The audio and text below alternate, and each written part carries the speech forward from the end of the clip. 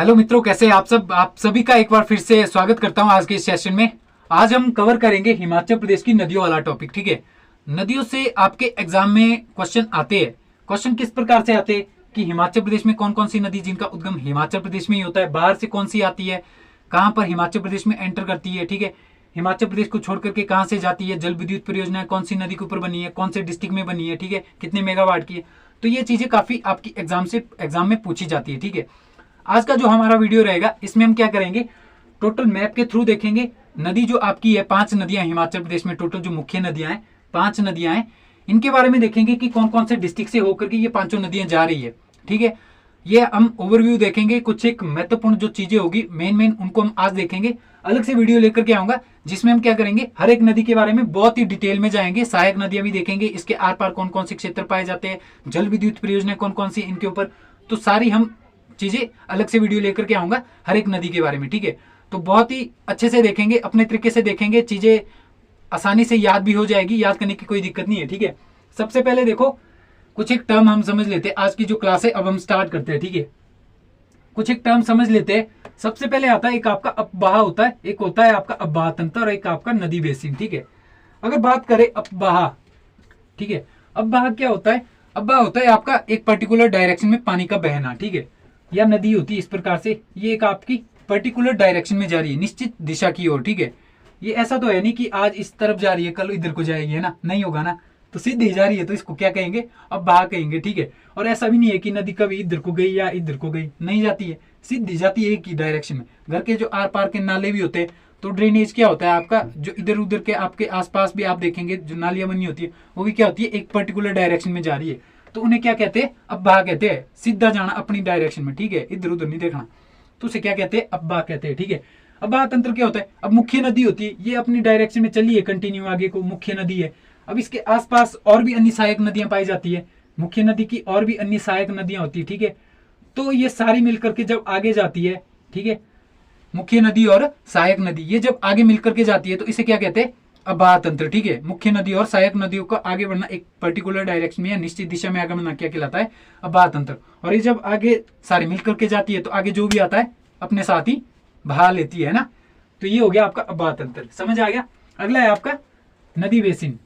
अब देखो ये मुख्य नदी है, ये कंटिन्यू आगे बढ़ रही है ना, ये एरिया कितना कवर कर रही है, बीच वाला एरिया ही कवर कर रही है ना, मुख्य नदी बीच वाला एरिया ही कवर कर रही है। जो सहायक नदी है ये कहां से आ रही है, ये इधर से आई, कोई यहां से आई, कोई यहां से आई, तो इसके द्वारा ये एरिया कवर किया गया। अब नदी बेसिन क्या होते हैं, मुख्य नदी और उसकी सहायक नदियों के द्वारा जितना एरिया कवर किया गया, ये एरिया कवर किया गया किसके द्वारा, मुख्य नदी और इसकी सहायक नदियों के द्वारा, तो इसे क्या कहेंगे, नदी बेसिन। ठीक है, नदी बेसिन क्लियर हो गया, जो एरिया कवर किया गया मुख्य नदी और सहायक नदी के द्वारा। ठीक है, और इनको जो टोटल पानी मिल रहा है, अब सहायक नदी है, इसको कहीं ना कहीं से पानी मिल रहा होगा। ठीक है, इसको भी कहीं ना कहीं से पानी मिल रहा होगा, जो अन्य सहायक नदियां हैं, तो जहां जहां से इसको पानी मिल रहा है उसे क्या कहा जाता है, जल ग्रहण क्षेत्र। ठीक है, उसे क्या कहा जाता है, जल ग्रहण क्षेत्र या वाटर कैचमेंट एरिया। तो इसके आसपास इसको जल भी मिल रहा है। ठीक है, यहां से आपका क्वेश्चन एग्जाम में किस प्रकार से आएगा। अब क्वेश्चन देखो यहां से कैसे आता है, अगर हिमाचल प्रदेश में पूछे, हिमाचल प्रदेश में टोटल कितनी नदियां हैं, टोटल है हिमाचल प्रदेश में 5 नदियां। कौन कौन सी नदी है, अगर हिमाचल प्रदेश में बात करें तो कौन सी नदी है, सतलुज नदी है, हिमाचल प्रदेश की सबसे लंबी नदी, ब्यास, रावी, चिनाब, यमुना, ये 5 नदियां। ठीक है, अब देखो क्वेश्चन यहां से कैसे बनेगा आपका, जो ये अब्बाह तंत्र हमने डिस्कस किया। अब्बाह तंत्र क्या होता है, मुख्य नदी और सहायक नदियों का एक दिशा में आगे बढ़ना। अब मुख्य नदी अगर पूछा जाए, हिमाचल प्रदेश की जो ये 5 नदियां हैं, ये किस अब्बाह तंत्र का हिस्सा है या किस नदी का हिस्सा है। ठीक है, अब्बाह तंत्र का हिस्सा ये आपका देखो सिंधु नदी है। ठीक है, सिंधु नदी में आपकी कौन कौन सी नदी जाकर के मिलती है, सतलुज, ब्यास, रावी और चिनाब, ये चारों नदियां किसके साथ मिलती है, ये मिलती है आपकी सिंधु नदी के साथ। ठीक है, तो ये किस नदी तंत्र का हिस्सा हुआ, सिंधु अब्बाह तंत्र का हिस्सा। ठीक है, क्लियर हो गया, यहां से आपका क्वेश्चन यही बनेगा। ठीक है, और जो आपका यमुना है, ये यमुना किस अब्बाह तंत्र का हिस्सा है, गंगा नदी का अब्बाह तंत्र। ठीक है, यह गंगा नदी का हिस्सा है। ठीक है, गंगा नदी की सहायक नदी कौन सी है, यमुना नदी। ठीक है, तो गंगा नदी तंत्र का हिस्सा कौन सा है, या गंगा अब्बाह तंत्र का हिस्सा कौन सी नदी है, यमुना नदी। ये कहां पर जाकर के मिलती है, गंगा नदी में, प्रयागराज के पास या इलाहाबाद के पास। यहां से यही क्वेश्चन बनेगा आपका। ठीक है, क्लियर हो गया अब्बाह तंत्र और आपका नदी बेसिन। ठीक है, अब नदी बेसिन मैंने आपको अभी बताया कि जो एरिया कवर किया जाता है, अब एरिया जहां से कवर किया जा रहा है वहां से पानी भी आ रहा है, तो आपका वाटर कैचमेंट एरिया, जल ग्रहण क्षेत्र के हिसाब से सबसे बड़ी जो हिमाचल प्रदेश की नदी है वह कौन सी है? अगर पूछा जाए आपसे कि जल ग्रहण के हिसाब से हिमाचल प्रदेश की सबसे बड़ी नदी, ठीक है, ये हम यहाँ पर भी समझेंगे। अभी मैं इनको फैक्ट आपको बता देता हूँ। जल ग्रहण के हिसाब से हिमाचल प्रदेश की सबसे बड़ी नदी कौन सी है? सतलुज। इसका जल ग्रहण क्षेत्र कितना है? 20,000, ठीक है। ब्यास का कितना है? 12,000, ठीक है। और रावी का कितना है? ये आपका 54-51 वर्ग किलोमीटर एरिया इसके द्वारा कवर किया जा रहा है, ठीक है। और चिनाब का कितना है? 7500, ठीक है। यमुना का अगर पूछा जाए कि यमुना का जो आपका जल ग्रहण क्षेत्र कितना है, तो ये कितना है आपका? 2320 या 2320 वर्ग किलोमीटर क्षेत्र से इसका जो क्या है जल ग्रहण क्षेत्र है, यहां से इसको क्या है पानी मिल रहा है, ठीक है। हिमाचल प्रदेश की जल ग्रहण के हिसाब से अगर क्षेत्र के हिसाब से पूछा जाए हिमाचल प्रदेश की सबसे बड़ी नदी कौन सी है? सतलुज नदी हिमाचल प्रदेश की सबसे बड़ी नदी। इसको हम यहाँ पर समझेंगे मैप के थ्रू क्या है, ठीक है। अभी मैंने आपको फैक्ट बता दिए, ठीक है। क्लियर हो गई ये सारी चीजें। अब देखो इनके कुछ एक वैदिक नाम और ऋग्वैदिक नाम भी है, ठीक है। या आपके वैदिक नाम या आपके संस्कृत नाम भी है। सतलुज नदी की अगर संस्कृत नाम की बात करें तो संस्कृत नाम क्या है इसका? शुद्धुद्र। और शुद्धुद्र इसका क्या है? वैदिक नाम है, ठीक है। ब्यास नदी का संस्कृत नाम क्या है? विपाशा। और अरज्किया इसका कौन सा नाम है? वैदिक नाम है, ठीक है। रावी नदी का अगर संस्कृत नाम की बात करें इरावती है, और वैदिक नाम क्या है? पुरुषणी। ये सारी चीजें आपको पहले से ही आती होगी, फिर भी मैंने आपको एक बार प्रॉपरली बता दी है, ठीक है। और चिनाब का अगर वैदिक नाम की बात करें असिकनी, इसे वेदों में कहा गया है। यमुना नदी को कालिंदी वेदों में कहा गया है, ठीक है। ये चीजें आपको पहले से ही आती है, ठीक है। अब हम देखेंगे मैप के थ्रू टोटल जो 5 नदियां हैं मैप के थ्रू देखेंगे, ठीक है। सबसे पहले देखो आपकी कौन सी नदी है? सबसे पहले आती है आपकी सबसे लंबी, जो हिमाचल प्रदेश की सबसे लंबी नदी है, ये कौन सी है? सतलुज नदी, ठीक है। सतलुज नदी कहां से निकलती है? राकसताल झील से। राकसताल झील अगर पूछा जाए आपसे ये कहां पर है? तिब्बत में, मानसरोवर के पास, ठीक है। मानसरोवर भी कई बार ऑप्शन में दिया जाता है कि जो सतलुज नदी है ये कहां से निकलती है? मानसरोवर से निकलती है। मानसरोवर के पास ही एक झील है, कौन सी? राकसताल झील, वहां से निकलती है एक्चुअली में, ठीक है। तो क्वेश्चन में आपका ऑप्शन के ऊपर डिपेंड करेगा कि ऑप्शन क्या दिया गया। अगर राकसताल दिया गया है तो आपका आंसर क्या होगा? राकसताल झील से निकलती है, ठीक है। उसके बाद देखो कहां कहां से एंटर करती है। किन्नौर डिस्ट्रिक्ट में एंटर किया, किन्नौर के बाद कहां पर गई? शिमला में। ये आ गई आपकी किन्नौर में, इस प्रकार से, ठीक है। शिमला में, शिमला यहां से आपकी शिमला में एंटर करती है, कुल्लू के साथ बाउंड्री शेयर करते हुए, मंडी के साथ बाउंड्री शेयर करते हुए शिमला में, ठीक है। शिमला के बाद यहां पर एंटर करती है आपकी कहां पर? बिलासपुर में। ये किसके साथ बाउंड्री शेयर कर रही है? एक सोलन हो गया आपका, ये वाला सोलन एरिया है, ठीक है। यहाँ पर आपका सोलन हो गया, ये आपका मंडी, और ये आपका कौन सा? बिलासपुर। और यहाँ पर कहां पर एंटर किया? बिलासपुर में। अब देखो यहाँ से क्वेश्चन किस प्रकार से आपके बनते हैं। अगर आपसे पूछा जाए कि किन्नौर में कहां से एंटर करती है, किन्नौर में एंटर कहां पर करती है? शिपकी, नंबर एक दिया मैंने यहाँ पर, ठीक है। और किन्नौर का जो अंतिम स्थान है वहां पर वो कौन सा है? जहां से छोड़ करके ये शिमला में प्रवेश करती है, ये कौन सा स्थान है? चोरा या छोरा, ठीक है। किन्नौर का अंतिम स्थान। और शिमला में कहां पर प्रवेश करती है? भड़ाल नामक जगह पे, ठीक है। भड़ाल नामक जगह पे शिमला में एंटर करती है सतलुज नदी। उसके बाद बाउंड्री शेयर करते हुए आगे आ गई और मंडी में एंटर करती है। तो मंडी में कहां पर एंटर करती है? यहां पर नहीं लिखा है, यहां आप नोट कर लेना, फिरनू। मंडी में कौन सी जगह से एंटर करती है सतलुज नदी? फिरनू नामक जगह से मंडी में एंटर करती है, ठीक है। उसके बाद आगे बढ़ गई, अब कसोल पहुंच गई। कसोल से कहां पर एंटर करती है? कसोल से एंटर करती है आपकी कहां पर? बिलासपुर में, ठीक है। और नैला गांव, यहाँ पर एक आपका भाखड़ा गांव है लास्ट में, ठीक है, बिलासपुर में। भाखड़ा गांव की एक लास्ट जो जगह है आपका नैला गांव, यहाँ से बाहर को निकलती है, कहां पर जाती है? पंजाब में सतलुज नदी जाती है, ठीक है। और ब्यास और जो सतलुज नदी है हरी के कपूरथला एक जगह है आपका, कहां पर? पंजाब में, ठीक है। वहां पर हरी के जगह के पास इन दोनों नदियों को आपस में मिलाकर के इंदिरा जो गांधी नहर है राजस्थान के लिए बनाई गई है, ठीक है। सबसे बड़ी नहर है, ठीक है, इंडिया की। तो इसके बाद देखिए सतलुज नदी से अब अगर आपसे क्वेश्चन पूछा जाए कि कहां से एंटर करती है? शिपकी से। अंतिम स्थान कौन सा है? चौरा है किन्नौर में, ठीक है। हिमाचल शिमला में कहां से एंटर करती है? भड़ाल नामक। फिरनू से कहां पर एंटर करती है? मंडी में। कसोल से कहां पर एंटर करती है? बिलासपुर में। क्लियर है। अब हम देखेंगे ब्यास नदी। ब्यास नदी अगर पूछा जाए कि कहां से उत्पन्न होती है, तो ये आपका कहां से होती है? ब्यास कुंड से, ये आपका ब्यास रेखी से, ठीक है। एक है आपका ब्यास रेखी, ये आपका राइट साइड में आती है रोहतांग दर्रे के पास। रोहतांग दर्रे के पास ही ये दोनों जगह आती है। यहाँ पर आता है आपका ब्यास कुंड, यहाँ आता है आपका ब्यास रेखी, और ये दोनों आगे जाकर के मिलते हैं आपके पलचान के पास, ठीक है। पलचान के पास ये दोनों नदियां मिलती है, ठीक है।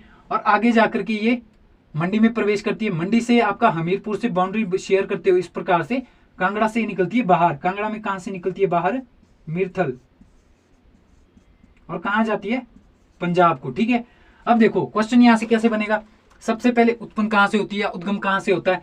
तो ब्यास कुंड से उत्पन्न होती है या ब्यास रेखे से। ठीक है, उसके बाद आपका इसकी प्रमुख सहायक नदी है कौन सी? पार्वती। ठीक है, और अगर पूछा जाए कि आपका मंडी में कहां से प्रवेश करती है तो लारजी एक जगह है, लारजी, यहां पर ये लिखा हुआ है मैंने, लारजी सेकंड पॉइंट। ठीक है, सेकंड पॉइंट आपका मंडी में कहां से प्रवेश करती है? लारजी नामक जगह से मंडी में प्रवेश करती है। कई बुक्स में आपको मिलेगा बुजौरा से प्रवेश करती है मंडी में। ठीक है, बुजौरा से नहीं करती है, बुजौरा आपका लगभग 20-30 किलोमीटर पीछे आता है। उसके बाद आपका 20-30 किलोमीटर आगे जाकर के लारजी नामक जगह आती है। ठीक है, पार्वती नदी आपकी इसकी सहायक प्रमुख नदी है। तो लारजी जो जगह है ये आपका मंडी और कुल्लू के बीच बाउंड्री का काम करती है। ठीक है, यहीं से आपका कहां पर एंटर करती है नदी? मंडी में एंटर करती है। ठीक है, क्वेश्चन अगर आपसे ये पूछा जाए कि आपका बुजौरा से एंटर करती है तो आपका वो भी ठीक हो जाएगा। ठीक है, उसके बाद आपका अगर पूछा जाए कि कांगड़ा में कहां से एंटर करती है तो कांगड़ा में एंटर करती है आपकी कहां से? संधोल से। ठीक है, संधोल से कहां पर एंटर करती है? कांगड़ा में। उसके बाद मिरथल से जाती है आपका कहां पर? पंजाब में। ठीक है, और ये दोनों नदी आगे कहां मिलती है? हरी के जगह, जो आपकी कहां पर पाई जाती है? कपूरथला में पाई जाती है। ठीक है, क्लियर है। अब देखेंगे रावी नदी। रावी नदी अगर पूछा जाए तो कहां से उत्पन्न होती है आपकी? कांगड़ा में 2 ग्लेशियर पाए जाते हैं। ग्लेशियर वाला टॉपिक हमने पहले ही कवर किया हुआ है, बादल और तंतागिरी। ठीक है, बड़ा बंगाल के पास ये दोनों, बड़ा बंगाल, यहां पर ये दोनों नदियां आगे जाकर के मिलती है। छोटी छोटी धाराएं निकलती है इन ग्लेशियर से। ठीक है, या छोटी छोटी खड़े निकलती है जो आगे जाकर के रावी नदी का निर्माण करती है। कहां पर? बड़ा बंगाल में। और ये चंबा के बीचों बीच से होकर के जाती है और खेड़ी नामक जगह से बाहर निकलती है जम्मू कश्मीर के लिए। ठीक है, क्लियर हो गया। क्वेश्चन आपका यहीं से यही आएगा। ठीक है, बैरा और स्यूल इसकी अन्य 2 सहायक नदियां, वो हम डिटेल में देखेंगे बाद। अब अगला है आपका चिनाब नदी। चिनाब नदी कहां से निकलती है? लाहौल स्पीति से। लाहौल स्पीति में कहां से? लाहौल वाले एरिया से। ठीक है, यहाँ पर आता है आपका कुंजुम दर्रा। ठीक है, और ये वाला आपका स्पीति एरिया, लाहौल स्पीति एरिया। ठीक है, लाहौल वाला एरिया। ठीक है, अब लाहौल के पास एक आपका यहाँ पर भागा ग्लेशियर है, एक है आपका चंद्रा ग्लेशियर। ठीक है, 12 लच्चा दर्रे के पास। यहाँ पर आपका कौन सा दर्रा है? 12 लच्चा दर्रा। ठीक है, यहाँ से निकलती है चंद्रा नदी, चंद्रताल से और चंद्रा ग्लेशियर से। ठीक है, और यहाँ से भागा नदी। ठीक है, ये दोनों आगे जाकर के कहां पर मिलती है? तांडी नामक जगह पे मिलती है, और यहाँ से चिनाब का निर्माण होती है और जम्मू कश्मीर को जाती है। ठीक है, अगर पूछा जाए आपसे कि लाहौल स्पीति को छोड़ करके चंबा में कहां से प्रवेश करती है तो ये कौन सी जगह है आपकी? भुजिंद। भुजिंद नामक जगह से कहां पर प्रवेश करती है? चंबा में प्रवेश करती है। और जम्मू कश्मीर में कहां से प्रवेश करती है आपका? चंबा का कौन सा अंतिम स्थान है जहां से जम्मू कश्मीर में प्रवेश करती है? वो कौन सा है? संसारी नाला। संसारी नाला। ठीक है, सारी चीजें क्लियर हो गई। अब हम एक एक करके देखते हैं इनकी टोटल लंबाई। ठीक है, सबसे पहले देखो, अगर हिमाचल प्रदेश की सबसे लंबी नदी की बात करें तो सबसे लंबी नदी कौन सी है? देखने में ही पता चल रहा है कि सबसे लंबी नदी कौन सी है? सतलुज नदी है। ठीक है, हिमाचल प्रदेश में इसकी लंबाई कितनी है? 320 किलोमीटर है। ठीक है, उसके बाद आपकी कौन सी है?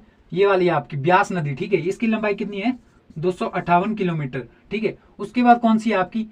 ये आपकी रावी नदी, इसकी लंबाई कितनी है? 158 किलोमीटर। ठीक है, और सबसे आपकी इसके बाद जो छोटी नदी है, इससे छोटी आपकी कौन सी है? ये आपकी 122 किलोमीटर। कौन सी है? चिनाब। ठीक है, और सबसे छोटी हिमाचल प्रदेश की नदी कौन सी है जिसकी लंबाई हिमाचल प्रदेश में सबसे कम है? तो ये आपकी यमुना। ठीक है, यमुना हिमाचल प्रदेश में कहां से प्रवेश करती है? हिमाचल प्रदेश में अगर यमुना आपसे पूछा जाए कि हिमाचल प्रदेश में यमुना नदी कहां से प्रवेश करती है? सहस्त्रधारा, सहस्त्रधारा या कलसी। कलसी आपका कहां पर आता है? उत्तराखंड में। ठीक है, कलसी के पास सहस्त्रधारा पाया जाती है एक जगह। ठीक है, या खादर माजरी। ठीक है, यहां से कौन सी एंटर करती है आपकी नदी? यमुना नदी। ठीक है, और ये हिमाचल को छोड़ करके कहां से जाती है? ताजेवाला से। ताजेवाला से ये क्या करती है? हिमाचल को छोड़ के कहां जाती है? हरियाणा में जाती है। ठीक है, ये सारी चीजें मैंने आपको प्रॉपर बता दी। ठीक है, सबसे लंबी नदी कौन सी है हिमाचल प्रदेश की? सबसे लंबी नदी है सतलुज, 320 किलोमीटर। ठीक है, और अगर सबसे बड़ी नदी की बात करें तो हिमाचल प्रदेश की सबसे बड़ी नदी कौन सी है जिसमें जल की मात्रा दबा के पाई जाती है? ठीक है, तो वह कौन सी है? ये आपकी चिनाब नदी। ठीक है, इसमें क्या है? ग्लेशियर के द्वारा पानी आ रहा है, बहुत सारा पानी आता है। ठीक है, तो ये आपकी कौन सी है? चिनाब नदी। ठीक है, चंद्रा और भागा नदी के द्वारा इसका निर्माण किया जाता है तांदी में मिलकर के। ठीक है, उसके बाद अगर आपसे पूछा जाए कि जल ग्रहण क्षेत्र के हिसाब से सबसे बड़ी नदी कौन सी है तो ये आपकी कौन सी है? ये आपका सतलुज नदी है। ठीक है, जल ग्रहण क्षेत्र, अब देखो ना इतनी बड़ी नदी है तो यहीं से इसका जो क्षेत्र होगा, जो आपका वाटर कैचमेंट एरिया होगा वो भी इसका ज्यादा होगा। ठीक है, तो जल ग्रहण क्षेत्र के हिसाब से भी सबसे बड़ी नदी कौन सी है?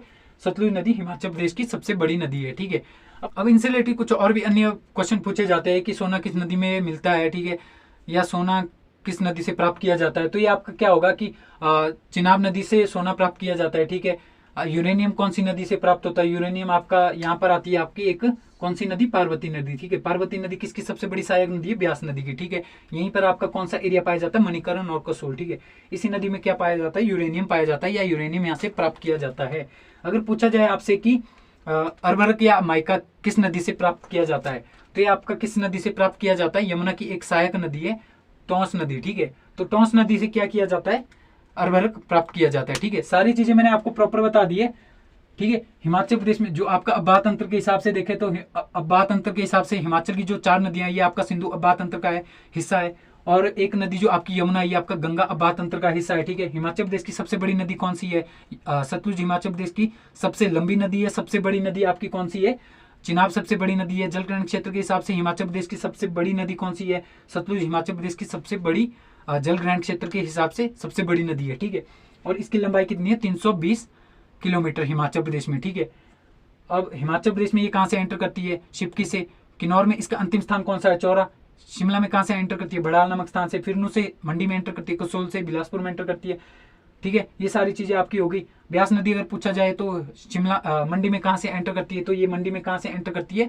अगर आपका ऑप्शन रहेगा बजौरा तो बजौरा होगा, अगर आपका ऑप्शन लारजी है तो लारजी आपका सही आंसर रहेगा। ठीक है, उसके बाद आपका संधोल से एंटर करती है कहाँ पर? कांगड़ा में। ठीक है, उसके बाद रावी नदी। रावी नदी अगर पूछा जाए हिमाचल को छोड़कर के कहाँ पर प्रवेश करती है? जम्मू कश्मीर में खेड़ी नामक स्थान पे। संसारी नाला से कौन सी नदी हिमाचल प्रदेश को छोड़कर के जम्मू कश्मीर में प्रवेश करती है? तो ये आपका कौन सा है?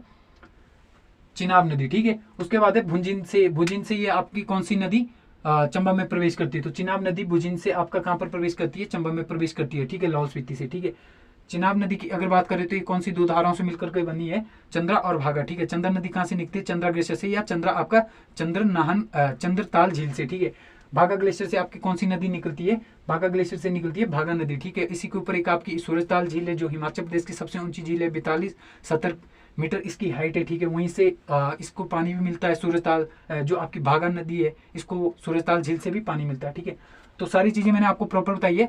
इसके बाद हम अलग से वीडियो लेकर के आएंगे जिसमें हम देखेंगे प्रॉपर हर एक वीडियो, जो आपकी हर एक नदी है बहुत डिटेल में जाएंगे, कौन कौन सी इसकी सहायक नदी है, इसके आसपास कौन कौन से एरिया आते हैं, कौन कौन से क्षेत्र पाए जाते हैं, और इसके पास आपकी कौन सी जल विद्युत परियोजना या कौन सी नदी के ऊपर कौन सी जल विद्युत परियोजना कौन से डिस्ट्रिक्ट में बनाई गई है। ठीक है, कितने मेगावाट की, वो सारा हम अलग से वीडियो लेकर के आएंगे। ठीक है,